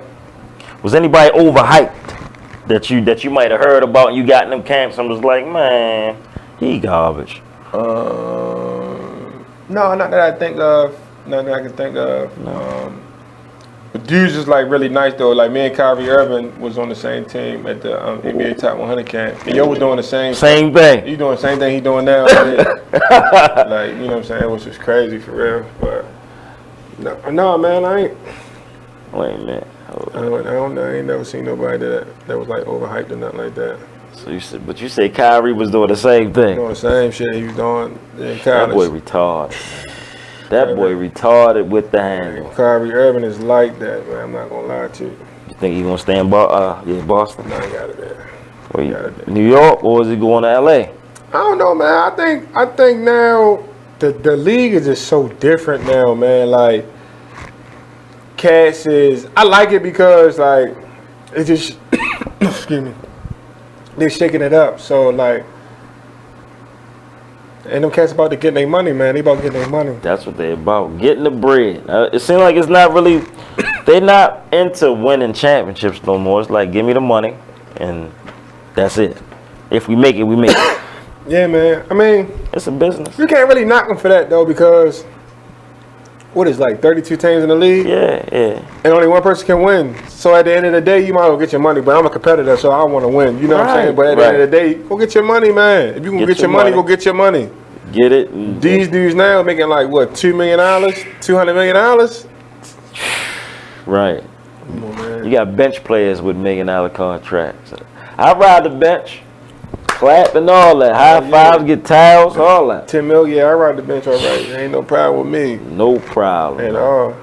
The NBA salaries are now crazy. I can only imagine, man. I can only imagine.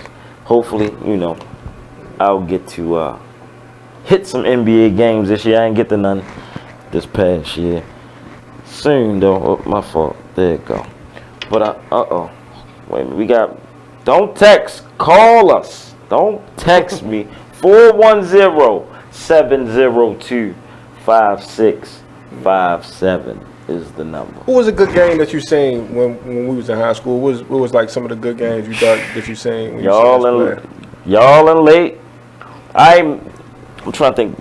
One time I went to DC. Was you on that team or was you gone? Y'all had a game in DC one time I went to too. I don't know if you might have been gone. Matter of fact, no, that was Nick's senior year. I remember that. Who else? Y'all and did y'all play Edmondson that year? Mm-hmm. Edmondson. Y'all had Dunbar. Mm-hmm. You was at all the games though. Yeah, I was. Yeah, you was there. I ain't gonna lie, you was there. I kind of felt like I went to city for real. Away, home, I was there. Every game. Yeah, and then like after y'all left, cause crazy after you left, that's when I caught the gun charge, I believe. And funny thing, I'll never forget it. After that, I went to city, played. I want to say they was playing Douglas or somebody. I walked in the gym, and like the looks I was getting just made me feel real uncomfortable by a lot of the teachers. Mm-hmm. I even was like, during that time I was running into them teachers like at Walmart and stuff like that for some reason. It was like I was judged and they didn't even know my story, but that was crazy. But yeah, y'all, I definitely was a fan of y'all, man. Yeah. And with me, ever since I was younger, I don't just look at basketball as two teams trying to score. I'm looking at the offense y'all running, the defense, what one person is doing on rotation, what the coach signals are, what's the point guard doing. I be looking deeper into what it was, and I got such a high respect level for y'all coach, Mike Daniels. Mm-hmm. This man goes everywhere and anywhere and turns teams to winners. Mike Daniels, man, in my opinion, he's top 5 best coaches that ever came out of Baltimore City, man. Ain't no doubt. Even I put him in the top 3 for real. His work speaks for itself. City we knew City for football before he came. Mm-hmm. Yeah. He came, put his hands on the program. 2 back-to-backs? 2 back-to-backs, yeah. Did they win any more before he left? Mm-mm. No? Mm-mm. Okay, 2 back-to-backs. Then he went to Newtown, shaped them, same thing. I think he won 2 there. Yeah, he was killing in the Catholic League. You know what's crazy though? Like when I was coming to City, Coach Mike and them was recruiting me and everything like that, and I was gonna go to Towson Catholic because Will and them was going there too. And they was like, yeah, because I didn't grew up playing basketball with Will and them. He's like, yeah, you might as well just come up here and play with us. I'm like, all right, that's cool. I am not tripping. I ain't really had no other schools that I really wanted to go to. Right. So, you know what I'm saying, I went up there, but yeah, if Towson Catholic ain't closed down, I think we probably would all been up there for real. That would have been a powerhouse. Yeah, it would have been crazy. Shout out to everybody that went through Towson Catholic, Big Damon Hocker, Ali Bay, Steve Johnson and all y'all, LaFonte Johnson. The list goes on, man. They're definitely a talented team.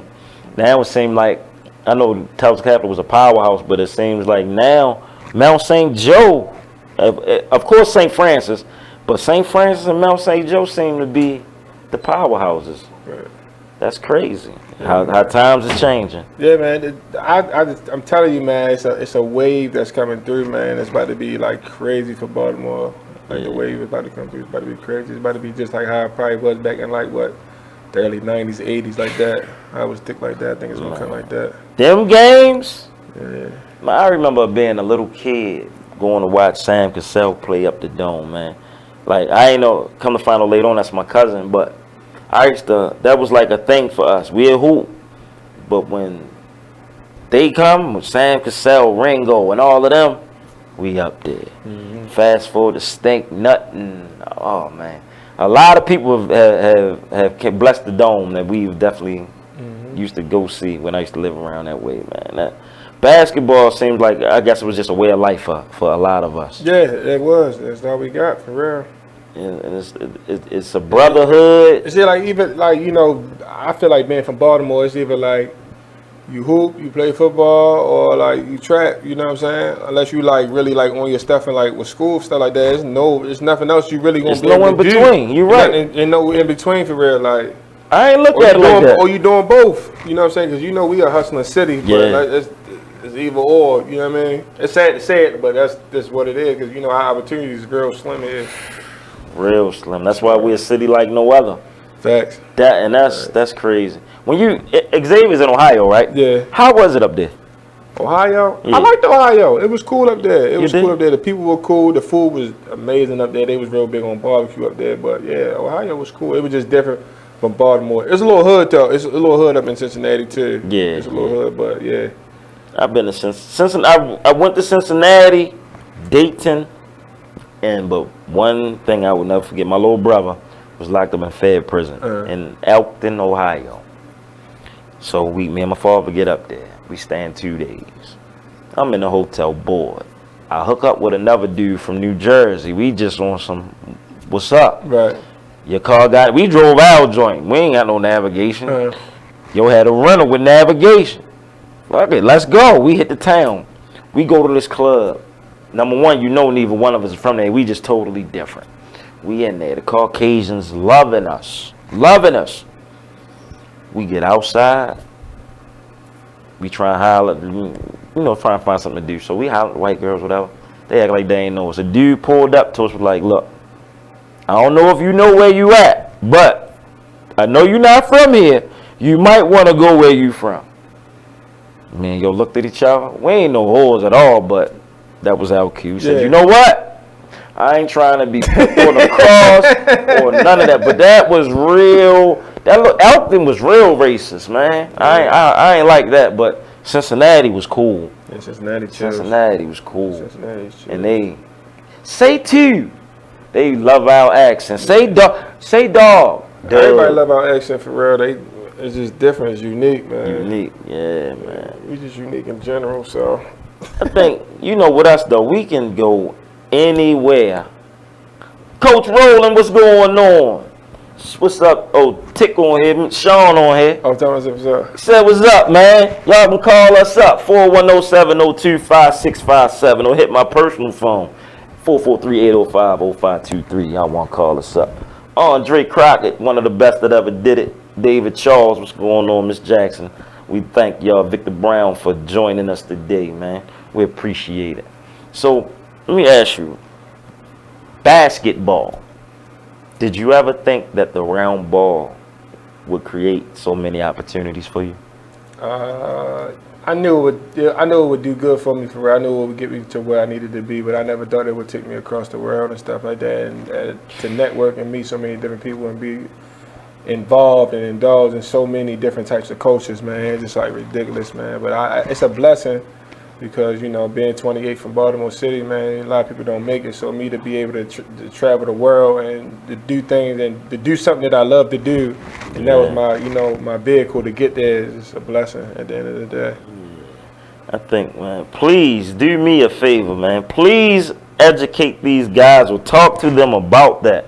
I think a lot, well, now I would say the younger generation are getting it, but I think they would need to hear it from you. Like, don't take it for granted. It can really get you somewhere. It can, man. Basketball could be a vehicle, man, for you that, you know, for us, if school ain't the thing you want to do, you know what I'm saying, that ball can get you there just to how much you want to, you know, put into the grind, what you get out of it, just like anything else. Right. If you want to grind to get it, you know what I'm saying, it'll give you something good in the back end for real. Yeah. So you just gotta work hard, man. Did you play any other sports? I played baseball when I was little. I should have played football. I should have played football in high school. Wide receiver? Yeah, I could have played wide out or something like that, or me just hitting somebody. Big Patrides was trying to get you? Nah, man, they never even like came at me to play football. I would have played though. That'd have been something. I'm gonna tell you what I was thinking about too, and I told this story. When Chuck first started playing football, 10th grade, I never forget. They say, look, I'm gonna play. They had him a tight end and defensive end. I was like, wow. And to watch, he was talented. He always was I call him the putback king in basketball. That boy find a rebound, he right back at it. Rebound machine. I was just talking to I just seen him the other day for real. He doing good too. Shout out to Charles Tapper. Yeah, that's my guy right there. I told him, yeah, man, he ain't rebounding fool, but man, see, that's what I'm saying. He figured out another sport, got there, boom, and made it work. League bound, you know what I'm saying? Did something that, you know what I'm saying, he probably didn't thought he would be able to do, but he did it, you know what I'm saying? It's that grind, that grind. That's one thing too. Being from Baltimore, I think our grind is like no other. It could be. That's all we know. All you know is like, even if you're not a person who, you know what I'm saying, who hustle or nothing like that, just the city in general will make you do it because it's around you so much. You got to find a way to, you know what I'm saying, you got to find a way to stand out here. That's just what it is. Yeah. You got to find a way to get it. You got to adapt or you got to drown. Yeah, that's facts. Yeah. Oh, man, this is another thing, man. I'm a firm believer in giving the people their flowers while they're here.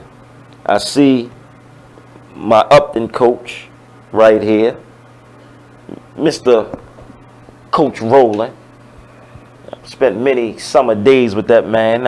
He done took me to McDonald's a million times when I was younger, kept me out of trouble, and gave me a shot to play with him on his Upton team. I appreciate you for that. Sean Tick Williams, I appreciate you, my brother, for always being an ear and getting with me and building. I wanted to just get that. David Charles, another guy. Thank you for being you, and keep on continuing to be the great man that you are, and keep flourishing in this art field and everything that you're doing. Sean, man, we need to call up here, Sean. Call up here, Mr. Williams. 410-702-5657. Most definitely say we kept them guys on point. Yeah, hey, Sean, that was our duty, man, to touch somebody, you know, to educate them, let everybody know, look, we've been there, we've been through what you've been through. This way is not it, young brother. Please just listen.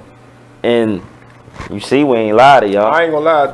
Anytime you told me to do something, I did it. I ain't gonna lie to you, because I had, you know how you have certain respect for certain people for real. I had the utmost respect for you and Sean. I appreciate it. Yeah, you know what I'm saying. I figure to get respect, you got to give it, and it costs nothing. Yeah. We all had jobs to do now. I did notice some people tried to wear their authority on their sleeves and abuse it. That wasn't for us. Our job was to hopefully get y'all to go to class and to give y'all a positive message or some positive information. That's what it's about. And I think that y'all gave us the same respect that we gave y'all for real, so it was easier, you know what I'm saying, for us to mesh and for us to like click. You know what I'm saying? I'm gonna tell you, I can't think of his name, but Shorty wound up being cool. He's the only person I've ever had a problem with. We in the hall and I tell him go somewhere and I ain't doing nothing. So he bucked. I said, let's walk to the bathroom. So he walking behind me. By the time we get to the bathroom, he like, nah, I ain't gonna go. So after that, you know, a couple days it was a little iffy. We had looked at each other, but that wasn't nothing. But he came to me as a man to apologize. And like ever since then, I gotta think of Shorty name. We've been cool. And I used to run into, I've seen him a few times other than school, man. I forgot his name, man. But Shorty was cool. Hey, Sean, I just left my personal number. Call me up, man. Call us up and I'm going to put you on the big mic so you can check in and let us know what you've been up to. Sean Tick Williams, another good guy. Known him for years also, man. But that's good that it's full circle that you're working with people. I'm glad that you're doing that, man. Yeah, you're the right one for it, man. You're the right one for it. Next show, I got to get you, Keon, and Charles up here. Yeah, we can do that. So we got to do that, man. We can get that accomplished, man. And really dig deep on a few things and we can get that accomplished. Talk about the growth of you guys from then to now. You know, that's what it's about. Roland, you still coaching? Yo, Roland used to get us up early, man. Make us run laps, suicide. I thank all the coaches out there for being an influential being influential in my life, especially Coach Sarge. Coach Sarge is another one from Madison and Coach Ben, both from Madison that really cared about us, man. And you know, that's what it's about, recognizing and then reciprocating that same love. Because there's nothing like giving back, man. Nothing like it. So another thing, man, I'd like to set this up. It's end of the school year now, but you know I'm in the school system. I would like for you to come talk to the kids. Yeah, we probably can do it maybe the summertime or something. Yeah, just let me know. Just let me know anytime, man. You know I got you. Yeah, man. You know I got you. Roland, I was joking, man. I asked, was he still coaching? He gonna take no. I was playing, man. I know you retired, man. Yeah, man, that's what's up. But it's a Friday night. Jordan came to kick it with us. If y'all got any questions, like I say, matter of fact, call 443-805-0523. Don't be playing on my phone at the 11 even. Y'all can call me, man. We would definitely like to take your calls. You know, y'all can call us up, ask Jordan whatever you may want to ask him. Man, you know when you do have children, they're going to be tall, right? They're going to be tall, yeah. So you got to get them early. Oh, yeah. If I had kids, they're going to definitely be nice. You know what I'm saying? They're going to definitely be nice. What is the kid, dark-skinned kid that played with y'all? I got a story about him. Played guard with y'all that left at you. What's his name? What's his name? Mike? He went to the Army after he left school. Oh, Edwin. Yeah. Got a story. Man, I'll never forget this. And I told him this once I caught up with him. We're in the YMCA years ago. I'll never forget, me, my brother, and Black Rod. So we playing basketball on one end. Right. So Edwin is being worked out on the other end, which come to find out is his father who played on the Dunbar team. I didn't know that at this time. Man, Edwin's father was talking to him crazy. Yo, whereas though we looking at each other like, yo, if that was my father, I'd have quit. And when I've seen them two at the game and I put two and two together, I had to pull them up. I said, man, I told his father, I commend you for what you do. I was like, look, I was in the gym. I said, I don't know if I could have took that abuse, but I commend you. And I was like, Edwin, man, I'm surprised you stuck with it, because, woo, he was laying him out. Yeah. So it's all in your approach. That's another thing. All in your approach, man. Be careful how you approach people. Talk to people the right way. You ever have any coaches that you thought was like too rough or too hard on you?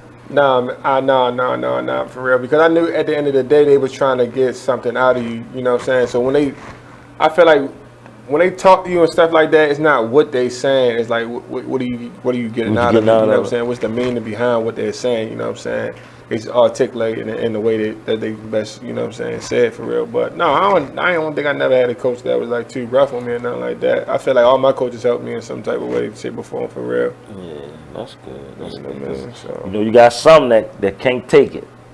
Like I ain't gonna lie though, like a couple of them had me like really wanting to, you know, scrap them. You know what I'm saying? Really wanting to really put my hands on them. But at the end of the day, I know they meant well. You know what I'm saying? So it's nothing personal. Yeah. So. Roland said Murdoch. Hey, Roland. I think Bucky Lee got Murdoch beat. Bucky Lee, wrong hand, man. Bucky Lee had a way of talking to you that make you feel this big, but again, it's all in what you got out of it. Mm-hmm. Like I learned that it took a minute, but after a while I was like, okay.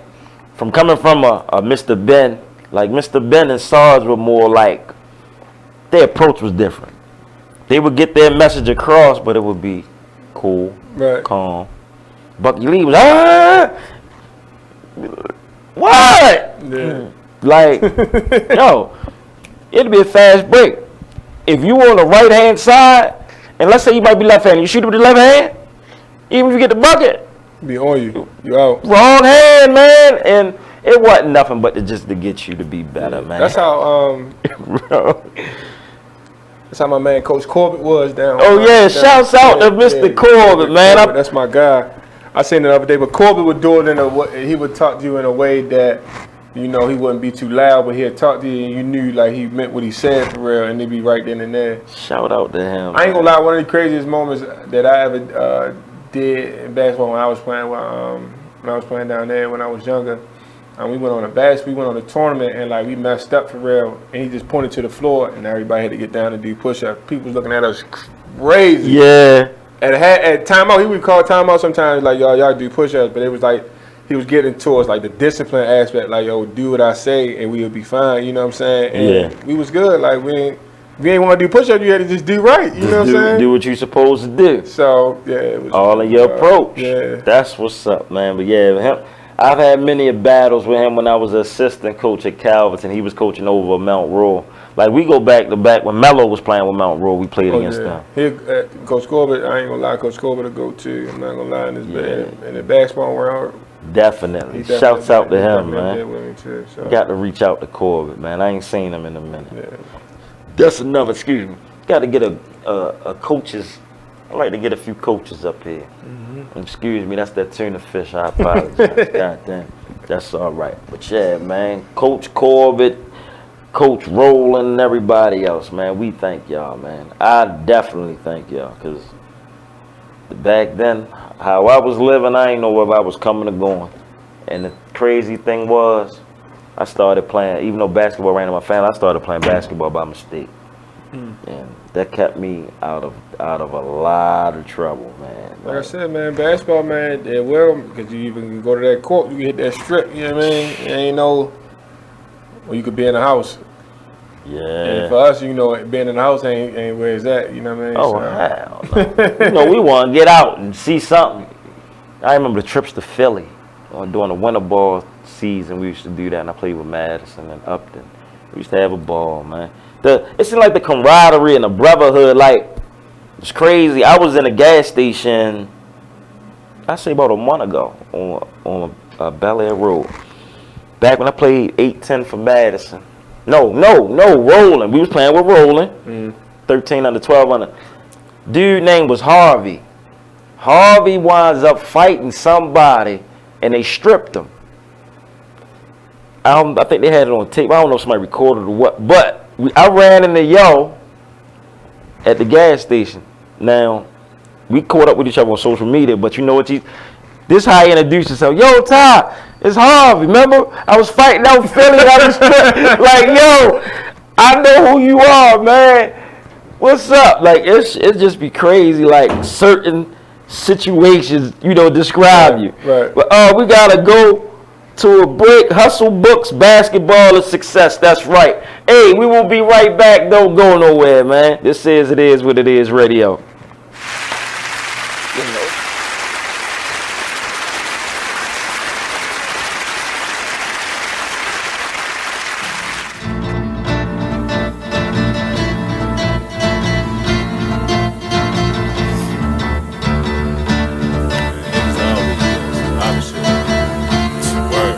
First they love you, then desert you. Leave with a plate full with no spoon. Ain't no space, I can't escape negativity. I got used to the taste. I've been bad, burned, then fucked over. But remain strong through the past over. Kicking haters out of the way like masked over. Roll up, sip something, let it pass over. Who would I be? It ain't a man to me to let the next man take advantage of me. When that storm come, no pen I see. Get with it, not without it, then you'll see. I peep the haters, they know I'm greater. That's why they buzzing for the elevator. But I can't save you, the weed too loud on the pedal stool. Don't carry fakers, always got your hand out demanding favors. When I just looked out, now you need more paper. I can't breathe, give me 3 feet. I never let y'all be the death of me. When my patients run that, yeah, nigga OT. Cause they wanna see me down like I'm an NCT. 6 words, get the fuck away from me. See, I help you out if you can help yourself. I keep it G till I DIE. Now excuse me while I get back to PC. HOP ain't music sleep. While your third eye always on me. I'm steady green just to feed the team. My boo, she know that I'm game. When you chasing my dream, these niggas it seems I rip them, trash them, then put on new jeans. Man, see the problem is, man, you know, I keep it 100, man. Yeah, man, like if I got it, then you got it. Yeah, man, but if I don't got it, then I'ma give it. You feel me? But I definitely got you through the ride, man. Let's get it, yo. I'm really getting tired of them grateful ass niggas. They really about to turn me to a hateful ass nigga. Like I was never there when you never had figures. Pull triggers for you niggas when you caught up in the trenches. Man, I really don't get it. I don't know what's going on, but I really don't feel it. Niggas really know that I've been there from the beginning, but the more I see niggas side switching, make me wanna bring it closer to the end. And that's why I can't fuck around with these niggas. I'll fuck around with my hoes. Cause niggas acting like bitches and hoes acting like bros. Man, I swear I really don't get it. How people switch up they roles. First it was nothing but love. club, but nowadays I don't know, it seems like anything goes. Where can I go? Cause lately fucking with you, I just stand at a fork in the road, and it's hurting my soul. When I'm around you, I shouldn't feel like I should stay on my toes. So where do we go from here? Get dough from here? Or are we gonna end it on the road right here? Cause either way, whether it's left or the right on my property, niggas gon' blow round here. Fuck cities up while we do shows round here. Keep our music up while we blow dough round here. Don't be looking salty if you're not going nowhere. Should've kept it with the movement instead of moving over there. Cause I'm getting to the point where I just don't care. Know you're thinking to yourself that it's just not fair, but you made your choice and I won't retort. Just know ain't no fucking coming back round here. And we shining and grinding. You mad that you ain't at the top and you see we climbing. Our music is timeless. I thought you... Only in the forest can you see this. But nothing beats the moment you see that. Cool! That's your child's eyes opening up to a world of possibilities. There are some moments only the forest can inspire. Find yours at discovertheforest.org. Learn about forests near you and discover cool things to do when you go. And you might just see this. Visit discovertheforest.org. Brought to you by the U.S. Forest Service and the Ad Council. You are listening to BeExposedRadio.com.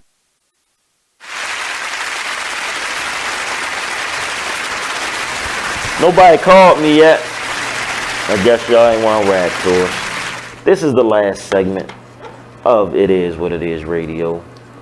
Like I say, we definitely thank you all for joining us. Jordan, I definitely want to thank you for taking time out your busy day. Man, I told you, man, we was supposed to link up for a minute now, but you know, anytime you need me come on the show, man, I'm always here for real. Man. Hey, I got something for you in the near future, sooner than what you think. And the content won't be this friendly. Okay. It might be a little triple X side. So if you ready, that's good. I'm ready to talk about. You ready? I'm down to talk about anything, man. Okay. Anything, man. I got some professionals coming. So they talking, talking real crazy. They want to put the men to shame and all that. Like I was by myself last time. I had two beautiful women. They hit me from both angles with questions.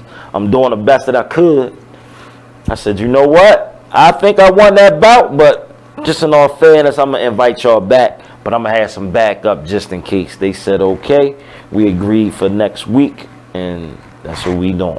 I'll be here. So, I'm going to pull up. Yeah. Pull up.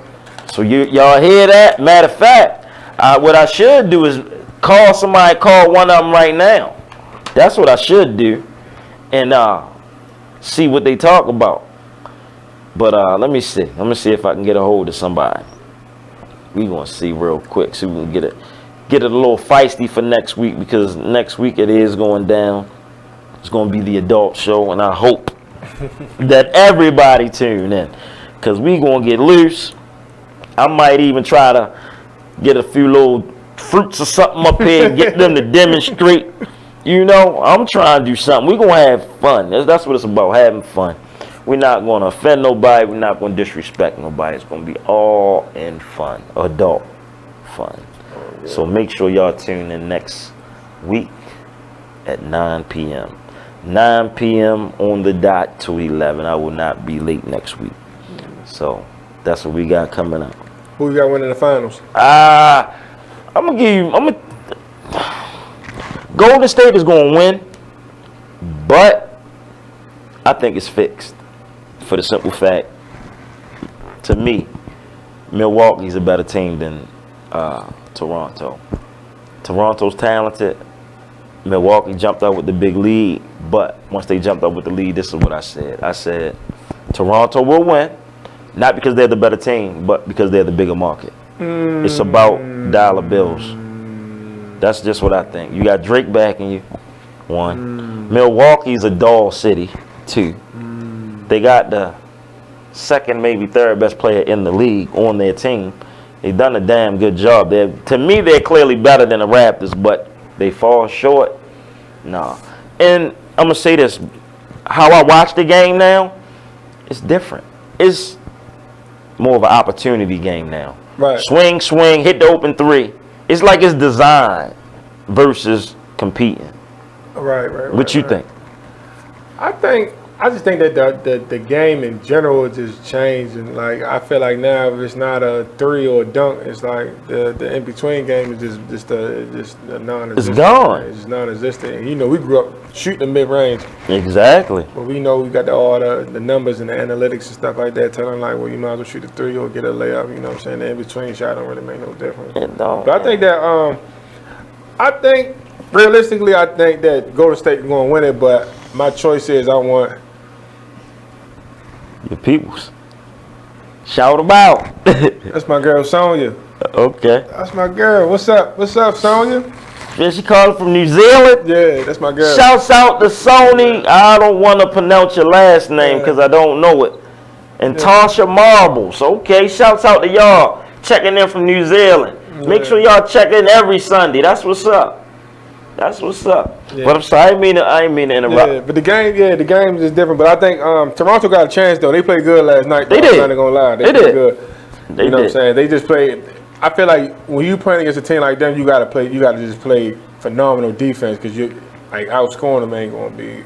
It's not gonna be. It's gonna be tough. Yeah, it's gonna be tough to outscore them. Yeah. Who you got winning it? Think Golden State gonna pull it out, or you think Toronto gonna do I it? like Toronto. You like them? I like them. You think they gonna do it though? I think they can do it. Then they got enough to do it. They play defense like how they played defense last night. They got it. They got it. You know what I'm saying? They got it. See, then I'm so much of a conspiracy theorist. KD gone. He not gonna come back. No. That's more ammunition for him to leave. So if they win it, he damn sure ain't coming back. I don't think. I don't know. It's interesting though. Like I said, I watched some of the game yesterday. I probably won't watch it again unless if it go to game 6, I'll watch game 6. If it go to game 7, I'm just not excited like I used to be. So no, but I'm lying. I'm gonna watch it, but it just don't. I don't know. I'm a Laker fan. I've been a Laker fan for a minute. Before that, I was Chicago, but both Chicago and Let me LA. ask you a question outside of basketball. What you think about the music scene right now? What you think about hip hop right now? I don't like it. But no, let me say that. I'm gonna say this. I don't like the new rappers. You got that Jim Jones? No, it's hard. Download that. I'm gonna listen to it when I get in the car. The first song, Jim Jones, Scar Akbar. Jim Jones, Scar Akbar, Box Check Marty, Go Get the Bag. Those last 3 Go Get the Bag. That's my man. That's my man. He coming up here. Yeah, that's my man. That's a good guy. That's my man. Good guy. I'm gonna do. I produced like majority, like his first mixtape he ever did for real. I produced it. Oh, for real? I didn't know you was into music. I didn't know I that. do music on the side too. Yeah, I do music on the side. Okay. Shouts out to Go Get the Bag. That's my guy. Tell him when he come up here and ask him about me. He'll tell you that's my guy. He has a song on his newest mixtape with him and his son. We were at this function down in the UA house not too long ago, and we was talking about the significance of Father's Day to us and how a lot of people don't realize it. So he's coming up here the Friday before Father's Day, and we're gonna have a conversation. Yeah. Good guy too. He's a good guy too. That's my man. He love his son too. Yeah, He love his son too. yeah. His son anyway, Lord E. Yeah. Yeah. That's my guy though. That's my guy. Small world. I got to get him on the horn. Yeah, we supposed to be working on some stuff soon too. I Yeah. gotta link up with him for real. We just be busy, but we gonna have some stuff coming out soon for real. Well, look, get that Jim Jones, man. Yeah, I'm gonna download it as soon as I get up out of here for real. El Capo, man. Yeah, I'm gonna listen to it when I'm on my way up. That's the hardest. You know what? I'm not gonna lie. Jim Jones' first album was a classic. Yeah. I'm not gonna lie to you. On my way to church. On my way to church. Now, let me see. Other than that, hip hop wise, I don't deal with too much down south. I'm more of a lyricist type. I like to hear what you're saying. So late, like I've been on like a lot of old stuff. I bought my old stuff versus this new stuff. I'm gonna tell you one rapper that I didn't like, but once I listened to what he was saying, I like Lil Uzi Vert for some reason. Yeah, Lil Vert. You don't like what about like Kendrick Cole? Yeah, I mean, see, they not well. Yeah, if you want to put them in there, Kendrick Cole, I like all them. them. You know what I'm saying? I like Cole the best out of between Kendrick and Cole. Yeah, I like Kendrick Cole. I even like a little bit of Moneybagg Yo, to be honest. What's crazy? Another one, XXX, whatever. I don't like all his music, but my son put me on a song with him and Joey Badass. I forgot the name of it, but it's like three songs, three Yo songs that I like. Okay. But I'm enjoy it. an You don't old like school it. guy, Yeah, you man. I'm don't dig it. You ain't old digging it. school. Old school, man. And then everybody talking about the same stuff, getting high, popping pills, having money. And I hate, man, y'all put y'all money up. Everybody want to flash their money, man. Put that shit in the bank. I'm telling you, man, this new generation, man, just like I like it, but then I don't like it because you out there with it and you telling people like, yeah, this is who I am, but you out there with it too much. You know what I mean? Then it make you look, and it's making you look bad. Like Kodak Black, like he's the dumbest out of them all, for real. Talented dude, but just stupid. Yeah, he just. So I mean, I'm hoping that somebody with a voice start to change the culture. Get them out of that popping pills mentality. Talk about something different. We need more Kendricks and Coles. Yeah, but like I feel like now, like that wave of like rapping like that and really speaking is hard now. Like everybody just want to turn up. It's all about getting turned up. You know what I mean? Like ain't nothing wrong with it. Wrong with turning up. But you gotta. But I like to hear like some knowledge. Sometimes you gotta kick it. Sometimes you gotta, you know what I'm saying, you gotta hear something, you know what I'm saying, other than we doing this, we just trapping, getting high while we trapping, we just, you know what I'm saying, running off on the plug, which I don't understand that either. Right. Then they got to understand the influence that they have over the youth. They're listening to what you're saying and going to emulate it. Yeah. It's entertainment. They can't decipher real from fake. A lot of these rappers is rapping about fairy tale stuff. So it's like, I don't know, man. These raps need to come with a disclaimer. This is not real. This is for entertainment purposes only. It's ugly. It's ugly out here. We need to grab the youth back. And one thing about music, what I understood, if you wake up one day, first thing you play, it trains your mind.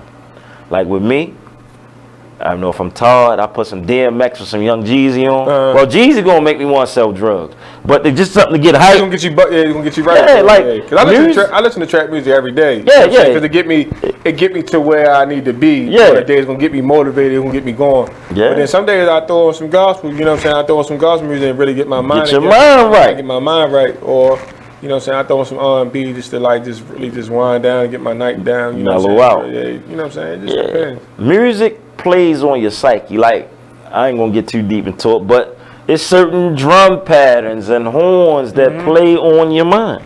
A lot of people don't know that, but that's real. Yeah. So you got to be mindful of what you listen to. Yeah, so that's another thing. You want to have a good day?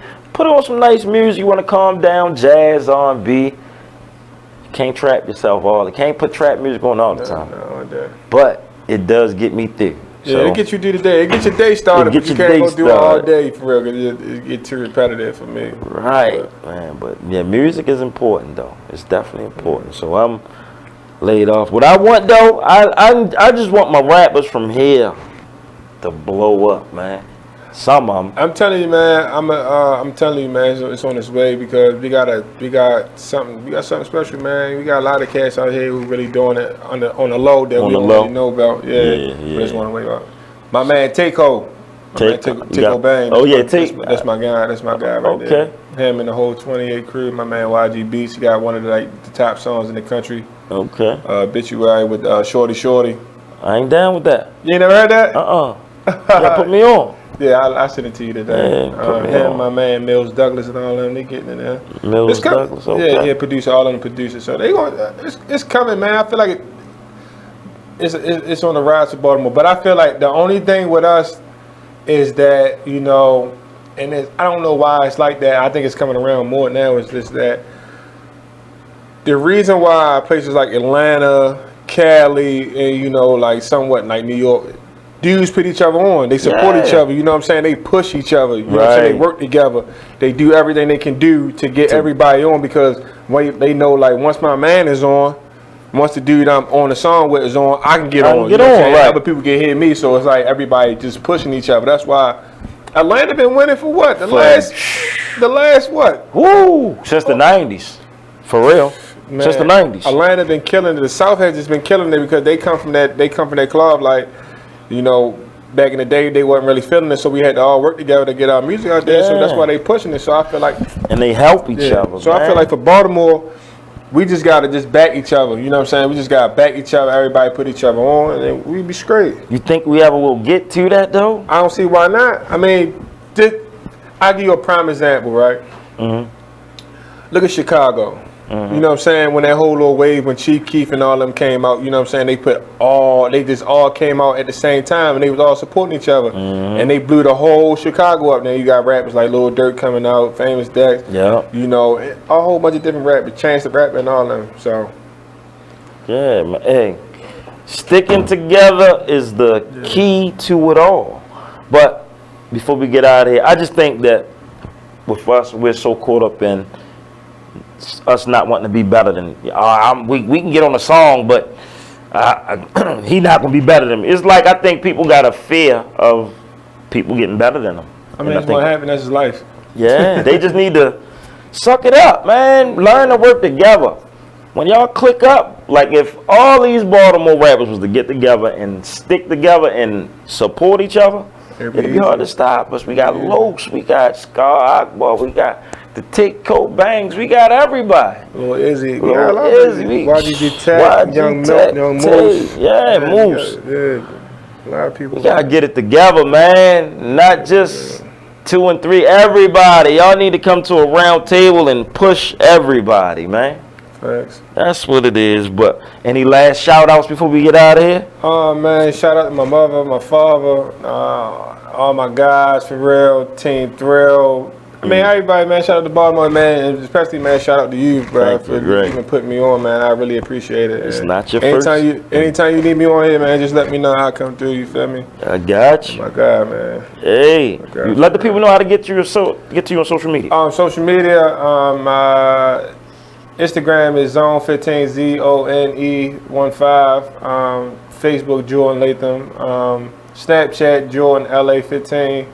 And you can find me on there. And yeah, that's about it, man. You can catch them down Digital Harbor on Sunday. Brunson League. Everybody come to the Brunson League this Saturday. I mean this Sunday, man. Sunday. It's gonna be pretty lit, man. Well, it ain't gonna be pretty lit. It is gonna be lit. It's gonna be lit. Best basketball. We got to get in there. Me and the Funkster will be there. It's a Sunday and you ain't doing nothing. Might as well come down and watch. Oh, we coming. After this game, we playing too. We coming down. He gonna be dirty, sweaty. That we gonna get it in. Come down. Come support. Might as well come down. That's what it's. Hey, I thank you for definitely coming. My God. You know I will see you soon and next week. Yeah, and we're gonna make this call. But thank y'all for tuning in. This has been another successful week of It Is What It Is Radio. Till next week, Fly T Miles, Jordan Latham. Holla at y'all next week, man. Thank y'all for tuning in.